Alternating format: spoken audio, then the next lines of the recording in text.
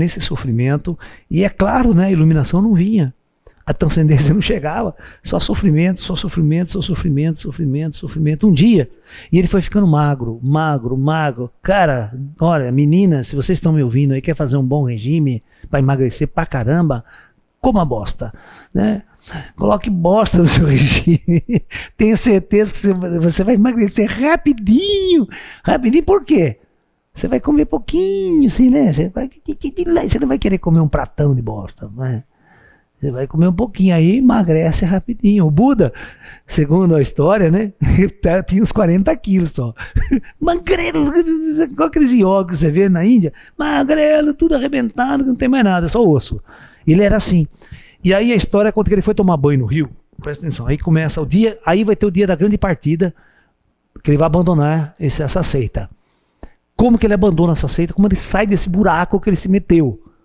Então veja, é muito importante vocês entenderem que todo buscador cai num buraco de seita religiosa. E o Buda caiu. E todos vocês, quando estão procurando, vocês vão cair. E muita gente cai e fica o resto da vida nessa seita e não sai. Então precisa ter essa cabeça, a essência de sair dessas seitas. Sair desses caras que prometem a salvação. Eu não tenho seguidores. Ninguém me segue. Todo mundo sabe que os meus amigos estão aqui. Eu tenho amigos que estão aqui na nossa equipe. A gente trabalha junto. Mas cada um é independente. Cada um tem sua construção. E é isso que a gente vai fazer. Muito bem. Um belo dia, ele foi tomar banho no rio. No riozinho que tinha ali perto, um rio largo, né? Ele estava no raso, tomando banho, 30 centímetros de água. Ele escorregou e caiu.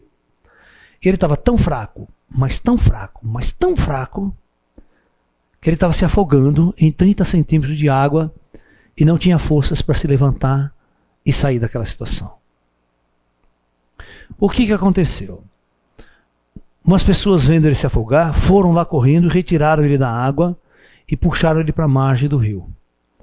Nisso ele começou a voltar a si, vendo toda aquela situação que ele estava passando.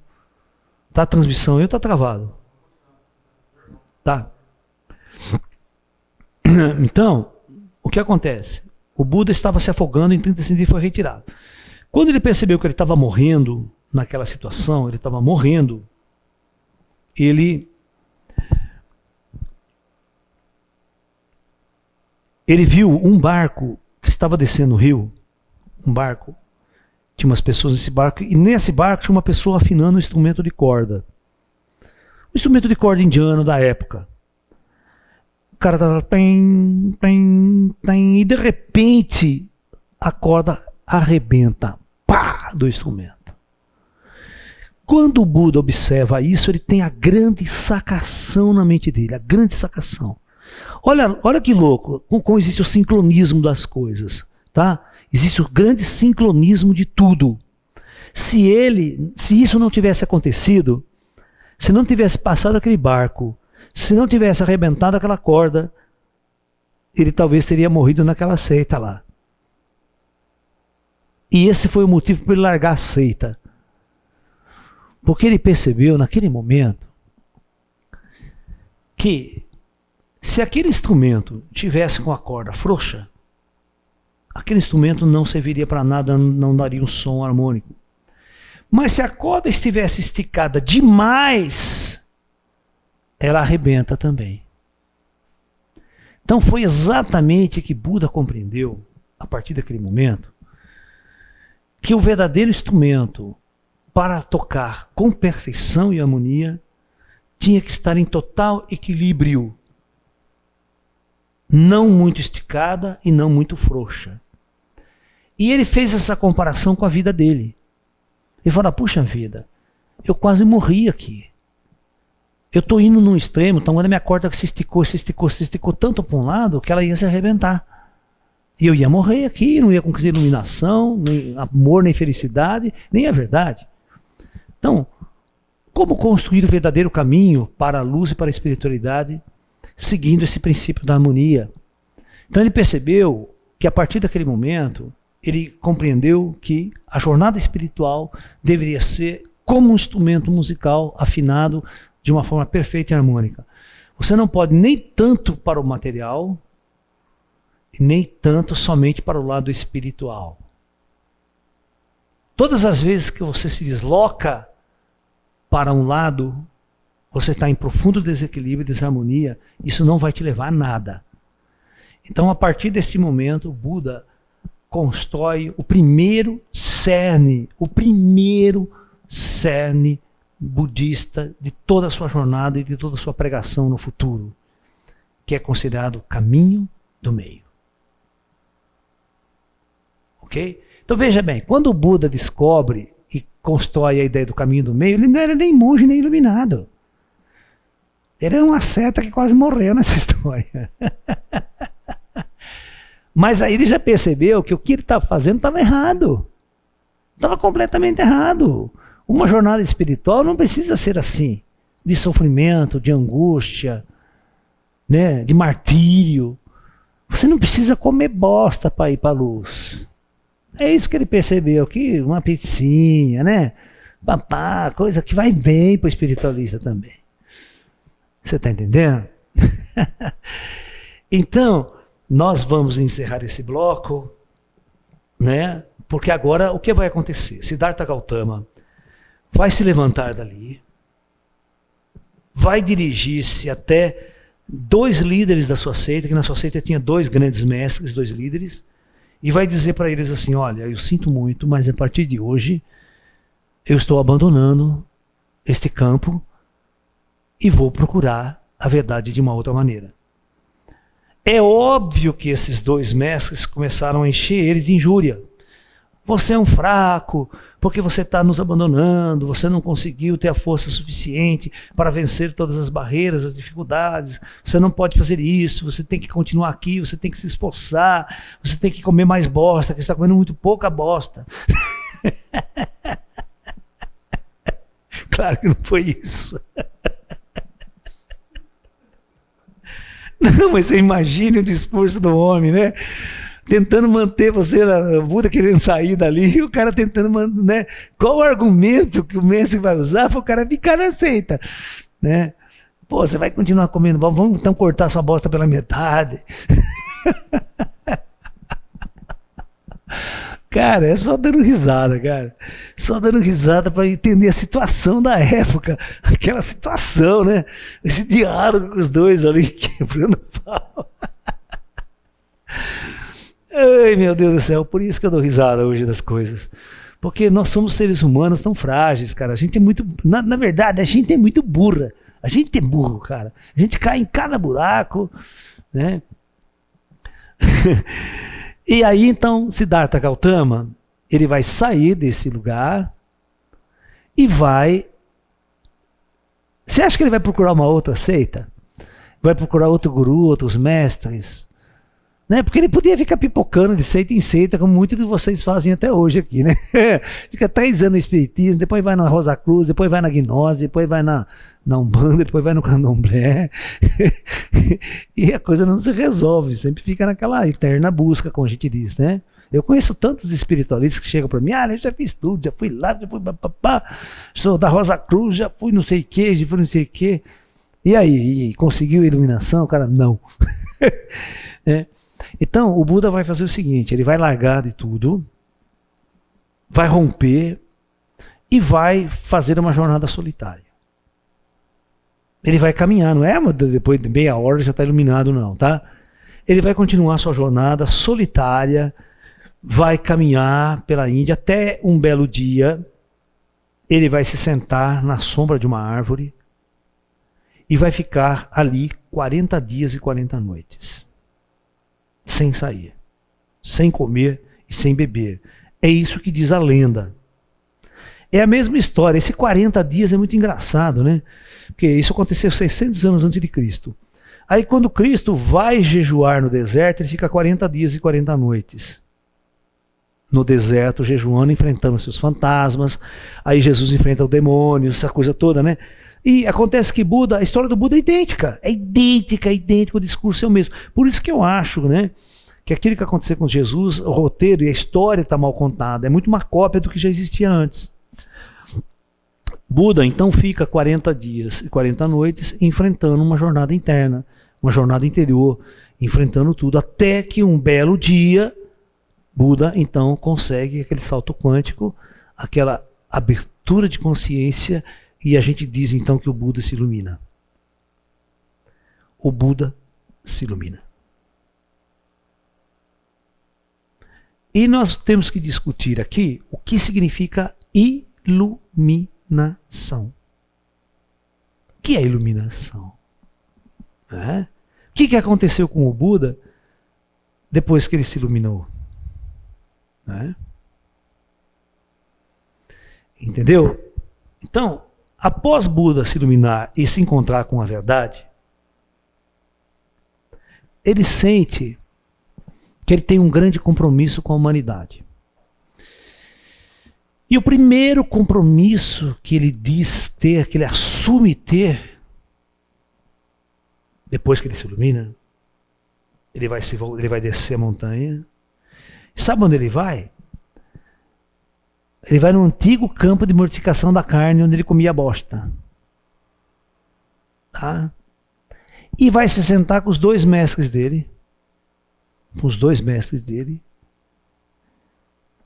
E vai falar, olha, vocês estão errados. Eu conquistei a iluminação assim, assim, assim, assado. E tudo isso que vocês estão construindo, esse método aqui, está errado. Não vai levar ninguém a nada a não ser a sofrimento. E ele convenceu esses dois mestres a largar aquela vida e a seguir ele. Ok? Então o primeiro discurso que Buda dá depois de iluminado é para os seus dois mestres daquele campo yogi, daquele campo de ascetas. Tá? E aí, presta bem atenção, isso acontece aos 35 anos de idade. Se você vê o canone budista, vai ter o dia, a idade, quantos anos ele tinha quando ele largou o palácio do pai dele, sabe? Quanto tempo ele passou no campo de educação, tem mais aventuras ali nesse campo. Aí até a ideia que ele vai em busca e consegue a data da transcendência, quando ele consegue a iluminação. E agora, a partir do momento que Buda começar a jornada de pregação, de ensinamento, é que o cerne da sua doutrina vai ser construído. O primeiro mandamento do cerne da doutrina budista é o caminho do meio. Ok? Até hoje, todos os mosteiros budistas que são construídos, eles são construídos da seguinte forma. Né? Vem aqui comigo, Pablo. Eles constroem uma porta do meio, grande, ampla, e ao lado, duas portinhas assim. Se você é mosteiro de Shaolin, tem essa entrada aqui, desse jeito. Dá lá o mosteiro, né? As paredes lá. Essas duas portas sempre vão ficar fechadas, representando os extremos. Só a porta do meio vai estar aberta, que é por onde o discípulo deve entrar no mosteiro e caminhar constantemente. Até a arquitetura dos templos budistas tem aí um ensinamento, uma base filosófica no primeiro cerne da doutrina budista, que é o caminho do meio. Então todos vocês vão aprender, na sua jornada espiritual, não pode ir tanto para o material, nem pode ir 100% para o espiritual, que você está em desequilíbrio. O importante é ter o equilíbrio entre o material e o espiritual. Ok? Muitas pessoas chegam para mim e falam o seguinte: Laércio, você prega a espiritualidade, por que você não faz tudo de graça? Ah, é? E eu vou comer o quê? Bosta que nem o Buda, que bosta de graça, tá? Tô fora. Então, na verdade, nós somos um professor. O professor tem que ganhar o seu dinheirinho, tem que ganhar para comer, pagar aluguel, as coisinhas. Então, você vê, eu tenho bastante coisa que eu faço de graça para vocês. E outras coisas a gente precisa arrecadar um dinheirinho aí, uma contribuição, para a gente poder sobreviver também, que é o equilíbrio do meio, né? É o material e o espiritual. Eu também preciso ter a minha parte material na história. Tá ok? Então, agora nós vamos falar para vocês exatamente sobre a construção fundamental da doutrina budista. Ok? Então, durante toda a vida do Buda, ele construiu a sua jornada e seus ensinamentos em cima do que ele dizia 4 nobres verdades. Ok? Olha, 4 nobres verdades. Então, vocês vão acompanhar na lousa comigo aqui, Pablo. Vamos lá? Eu vou ter que usar a lousa agora para a gente poder ser mais didático possível com vocês. Preciso de um paninho para apagar a luz aqui. Você viu onde ele estava, Pablo? Pode ser isso aí mesmo, daí. Tudo bem. Vamos lá. Então, nós vamos construir a ideia dessas 4 nobres verdades ensinadas pelo grande mestre Siddhartha Gautama, né? E depois a gente vai discutir o termo Buda, tá? O termo Buda, melhor. E o significado de Buda. Então, 4 nobres verdades. Inclusive no final da vida dele, ele vai discutir isso, né? Ele vai discutir exatamente isso, que ele passou a vida inteira dele apenas ensinando essas 4 nobres verdades. Primeira dela. Primeira dela. Eles estão brigando, não estão?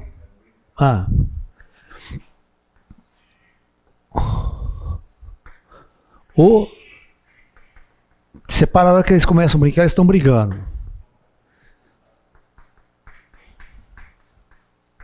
Põe ela pra dentro aqui.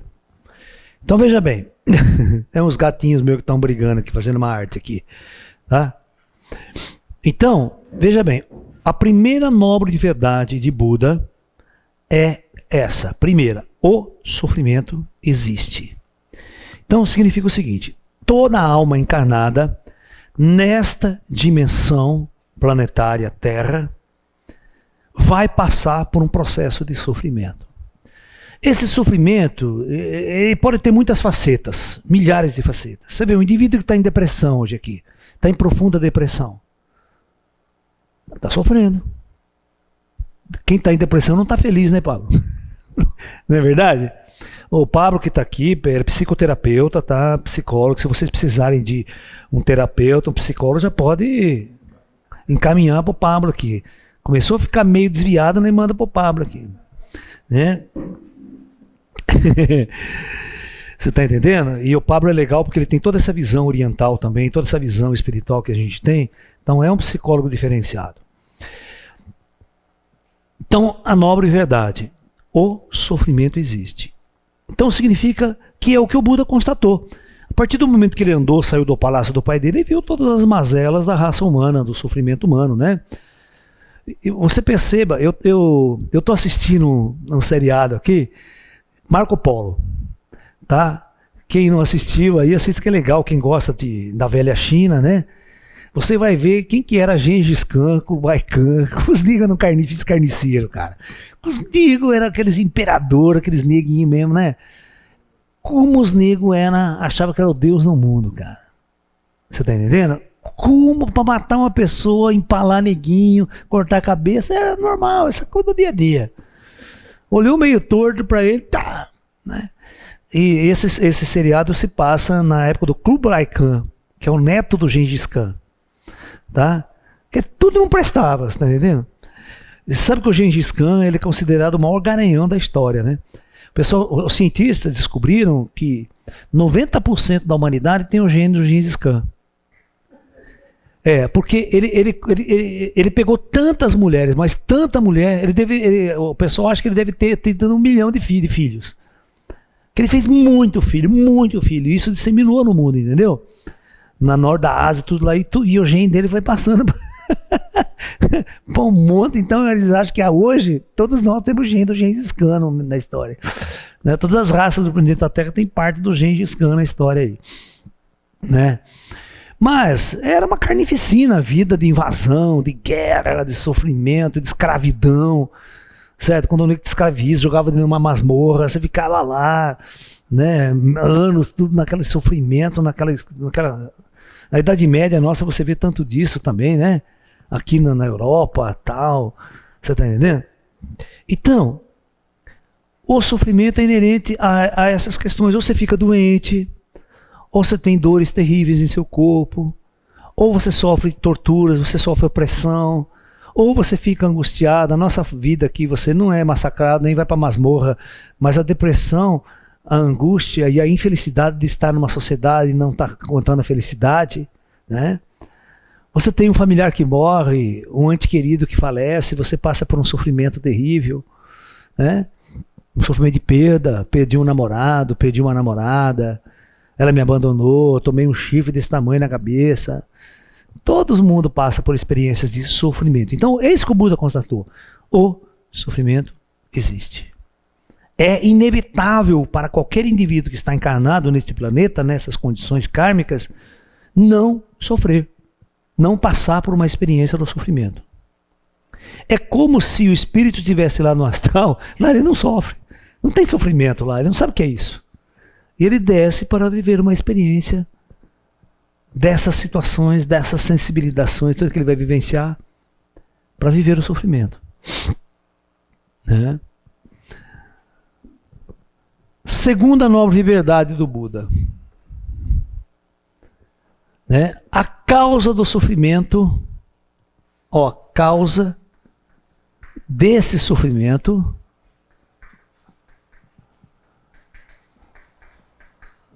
ele dizia que era uma palavra em sânscrito, né? É avidya. Isso aqui. Essa palavra avidya, em indiano ou em sânscrito, significa ignorância. Ok? Então, veja bem, as pessoas sofrem porque elas são ignorantes. Mas ignorantes em relação a quê? Você tem aqui um engenheiro, você tem um médico, você tem um filósofo. As pessoas têm uma certa sabedoria, têm uma certa inteligência, mas a que ignorância Buda está se referindo? Então, Buda está se referindo à ignorância do espírito. Você não sabe que você é uma alma encarnada, que você é uma em trânsito ou reencarnada, que você vem resgatando o karma de outras vidas, que você está num projeto planetário, que você está num projeto Terra, que você é alma além disso, que você vai embora, que é sua vida eterna, que o espírito não morre com o corpo. Então, toda essa ignorância do lado espiritual, da sua natureza espiritual, é que coloca você no sofrimento, coloca você nesta condição.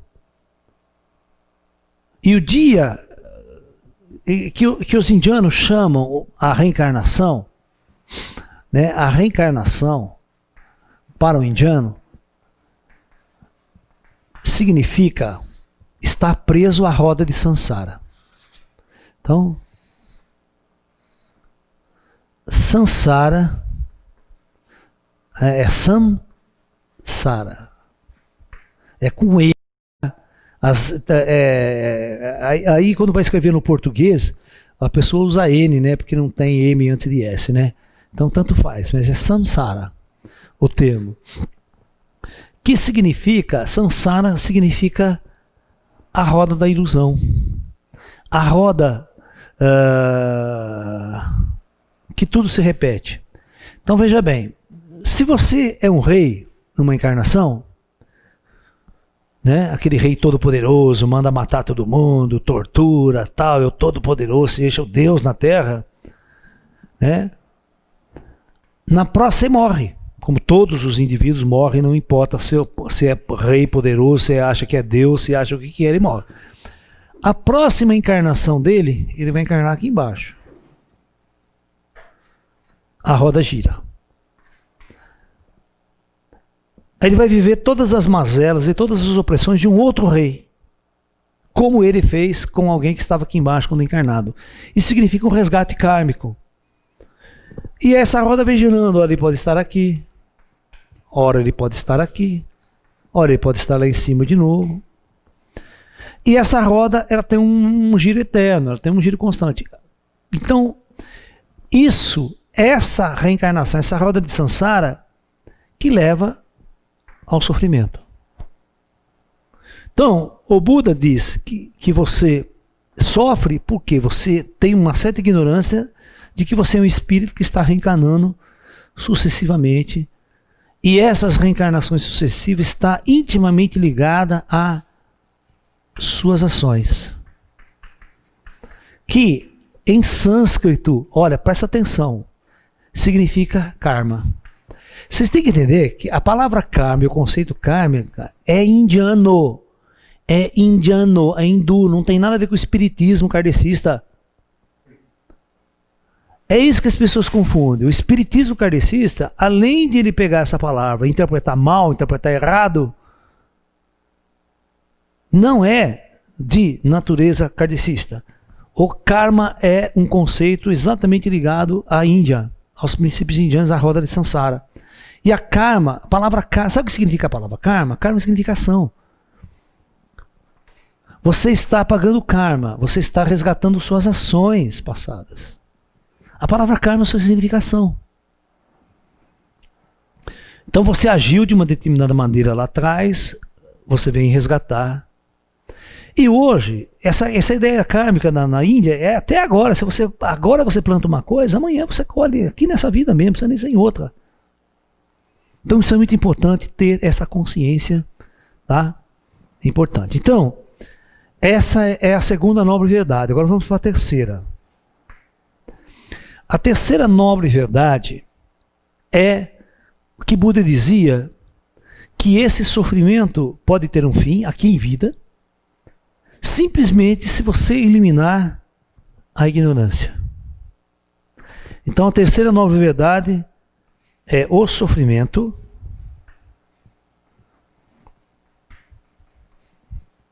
pode ter fim.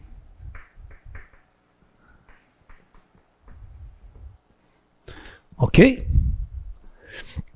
Então, ele não diz que é uma coisa que não tem saída. Tá? Então, tem saída. Tem um jeito de fazer a coisa. E nós só temos que saber como que a gente vai fazer essa coisa. Ok? Então, é exatamente agora que vem a receita de bolo do Buda para nos ensinar, nos ajudar como eliminar a ignorância e, portanto, eliminar o sofrimento. Perfeito? Que é a quarta nobre verdade do Buda.